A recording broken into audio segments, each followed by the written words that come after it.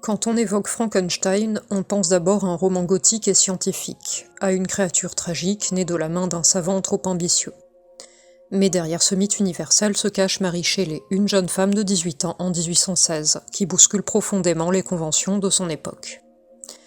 Est-ce pour autant une œuvre féministe? La question mérite d'être posée, même si la réponse n'est pas aussi simple qu'un oui enthousiaste.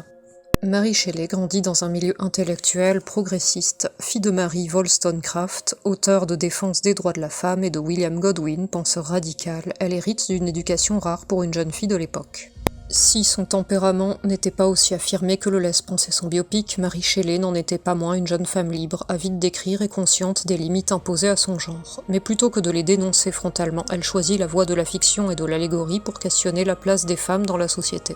Dans Frankenstein, cette critique sociale passe par des personnages masculins. Victor savant démiurge et sa créature, être rejeté, privé d'éducation, laissé dans les marges. À travers eux, Shelley interroge le droit à la parole, à l'instruction et à la reconnaissance, des thématiques au cœur des revendications féminines de son temps. Le monstre en particulier incarne tous les exclus, et en creux, les femmes de l'époque, enfermées dans le silence et l'ombre. Même les personnages féminins du roman comme Elizabeth ou Margaret Savy sont tenus à l'écart, spectatrices silencieuses du drame, comme l'étaient bien souvent les femmes dans la réalité.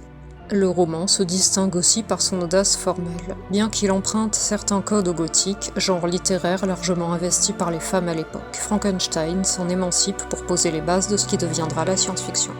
Le recours à la science et non au surnaturel, les thèmes du progrès, de l'hubris scientifique et des dérives technologiques ancrent le récit dans une réflexion moderne, où la voix d'une femme ose s'aventurer sur des terrains longtemps réservés aux hommes. La création, la science, l'invention de mondes nouveaux. Enfin, au-delà de la portée symbolique de son roman, Mary Shelley fait face à de nombreux obstacles. Publié anonymement en 1818, Frankenstein ne portera son nom qu'en 1823.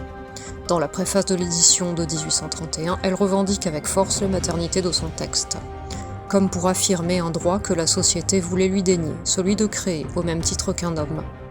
Ce geste en soi est un acte profondément politique.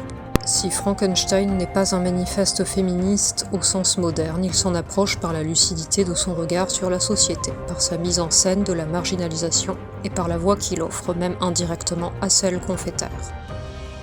Mary Shelley n'écrit pas pour revendiquer, mais en écrivant elle revendique.